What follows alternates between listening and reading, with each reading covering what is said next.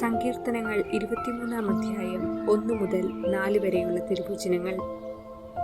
കർത്താവാണ് എൻ്റെ ഇടയൻ, എനിക്കൊന്നിനും കുറവുണ്ടാവുകയില്ല. പച്ചയായ പുൽത്തകിടിയിൽ അവിടുന്ന് എനിക്ക് വിശ്രമമരുളുന്നു. പ്രശാന്തമായ ജലാശയത്തിലേക്ക് അവിടുന്ന് എന്നെ നയിക്കുന്നു. അവിടുന്ന് എനിക്ക് ഉന്മേഷം നൽകുന്നു. തൻ്റെ നാമത്തെ പ്രതി നീതിയുടെ പാതയിൽ എന്നെ നയിക്കുന്നു. മരണത്തിൻ്റെ നിഴൽ വീണ താഴ്വരയിലൂടെയാണ് ഞാൻ നടക്കുന്നതെങ്കിലും അവിടുന്ന് കൂടെയുള്ളതിനാൽ ഞാൻ ഭയപ്പെടുകയില്ല. അങ്ങയുടെ ഊന്നുവടിയും ദണ്ഡും എനിക്കുറപ്പേകുന്നു. ഓർമ്മിക്കുക, പാദുവായിലെ വിശുദ്ധ അന്തോണീസിന്റെ ഓർമ്മദിനമാണിന്ന്. പോർച്ചുഗലിന്റെ തലസ്ഥാനമായ ലിസ്ബണിൽ 1195 അന്തോണീസ് ജനിച്ചു. ഫെർഡിനൻഡ് എന്ന പേരിൽ മാമോദീസ സ്വീകരിച്ചു. രാജകൊട്ടാരത്തിലെ ഉന്നത ജോലിയായിരുന്ന പിതാവ് മകനെ രാജകുമാരനെ പോലെയാണ് വളർത്തിക്കൊണ്ടുവന്നത്.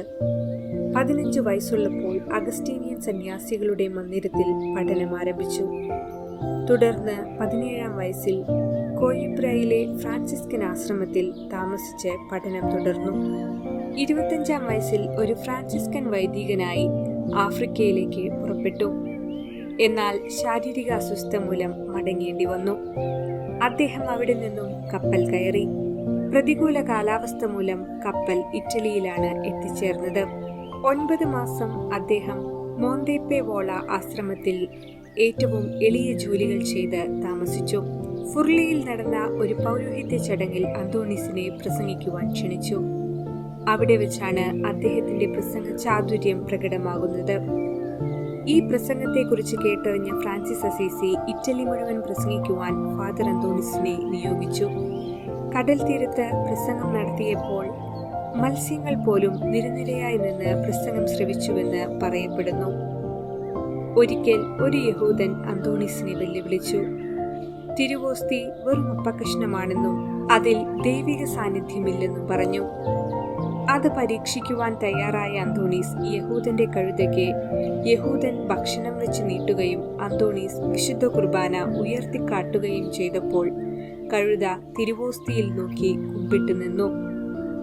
ഒരിക്കൽ അന്തോണീസ് ഒരു ഭവനത്തിൽ അന്തിയുറങ്ങേണ്ടി വന്നപ്പോൾ മുറിക്കുള്ളിൽ സംസാരവും ചിരിയും കേട്ട് വീട്ടുടമസ്ഥൻ ഒളിഞ്ഞു നോക്കി.